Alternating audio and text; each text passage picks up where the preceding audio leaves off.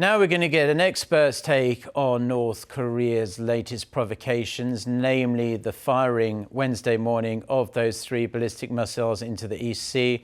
I'm glad to say we're joined by Professor Kim YoungJoon from the National Security College at the Korea National Defense University. Firstly, Professor Kim, considering there has been speculation about a possible nuclear test and President Biden was already halfway back to the US, were you surprised at the type and the timing of this morning's provocation? Yeah, definitely. This is an important test and never surprised at all because we already guessing another missile and nuclear test during the Biden visit in Korea and Japan. So it is just another test of the missile and nuclear test, and timing is also not surprise. So this is definitely a strong warning to the Iraq government and the U.S. government, and North Korea always do their missile and nuclear tests based on their schedule. Now, it's often said, Professor, that North Korea uses these kind of provocations as a means to leverage its way into talks or to protest some perceived slight against the regime. Now, clearly, we can't see into what's going on inside Kim Jong-un's mind, but why do you think the North launched these missiles right now? Was it purely just to test them out, to pressure the new administration here in South Korea, or perhaps a mixture of those and other factors?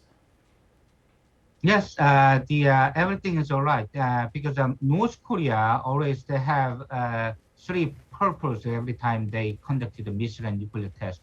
Firstly, definitely missile and technological test for development, and secondly, political diplomatic purpose as a message of strategic communication. And finally, domestic purpose, definitely. So this is test include all 3 purpose and message as well, especially during the Joe Biden and Yoon Suk-yeol joint statement. North Korea would like to a strong warning sign to the new Iraq government and the U.S. There is no talks for denuclearization with you. And of course, this is also a pressure. And definitely COVID-19 difficult situation make North Korea do this test. So for domestic purpose, this is an important test as well. Yeah, a lot of people discount the domestic purpose of a lot of these tests in a way to deflect people's attention from the COVID-19 situation over there. Now, do you think North Korea, because many people are kind of getting increasingly concerned about this, will conduct a nuclear bomb test in the near future? And if so, do you assume it will be significantly more powerful than the previous one that happened in late 2017?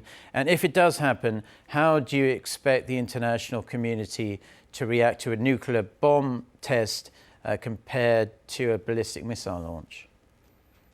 Yeah, North Korea's 7 nuclear test definitely is coming soon, and IAEA and the U.S. intelligence agency, also Korea Joint Chief of Staff, already analyzed North Korea is full ready for 7 nuclear weapon tests.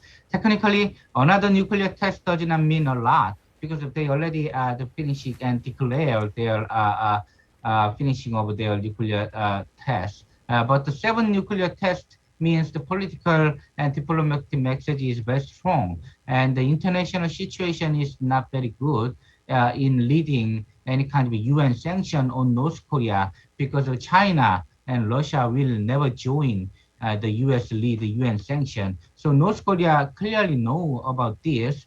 Any kind of US sanction will be not happen in this situation, especially during the US and China strategic competition and US-Russia tension from the Russia-Ukraine war. So North Korea is using this kind of situation for more nuclear and missile tests, and also at the same time, international situation is not very good for the sanction.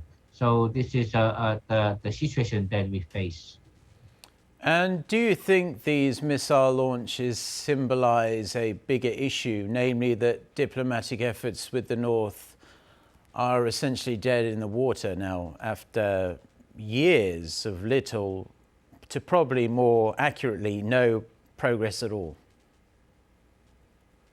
Unfortunately, I think there will be no progress between the South and North Korea because Kim Jong-un, it seems like already decide his 5-year foreign policy toward the U.S. and South Korea because of a conservative government in South Korea. Kim Jong-un and North Korea already experienced from the Park Geun-hye and Lee Byung-mak government, so there is no hope for any kind of denuclearization talk. And also the ROK government is now strengthening the ROK-US extended deterrence and even joining the Quad or kind of Indo-Pacific strategic cooperation. So North Korea will not join any kind of talks or better inter-Korea relation and never accept any kind of vaccination, humanitarian assistance from South Korea, and they will like to more have a cooperation with China and Russia. So for the next 5 years, there is no hope for any kind of better inter-Korea relation.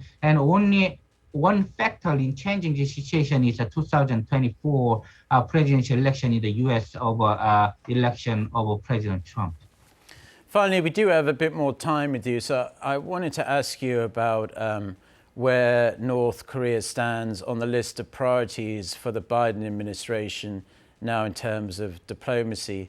We have Russia's war against Ukraine, so clearly it's gone down the pecking order somewhat. Do you think North Korea is aware of that, and do you think there's any possible provocation North Korea could conduct that could get it back up the pecking order in the US government's eyes? Yeah, the important timing that we'd like to check will be the this summer ROK US combined exercise. Now the ROK government and the US declare the more FTX, field exercise of the ROK US military exercise in this summer.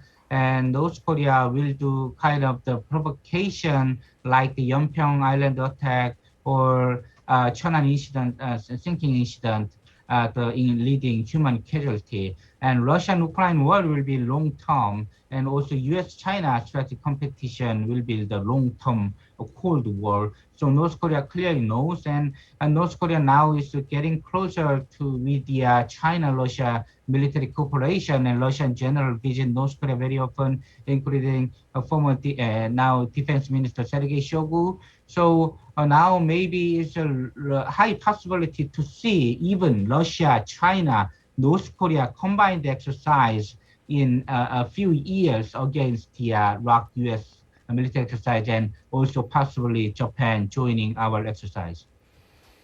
Yeah, it's interesting to see the way the geopolitical landscape is shifting because of Russia's invasion of Ukraine.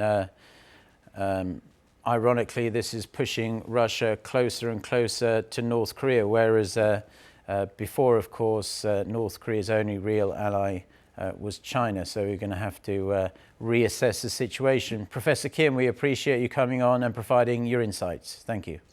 Thank you very much.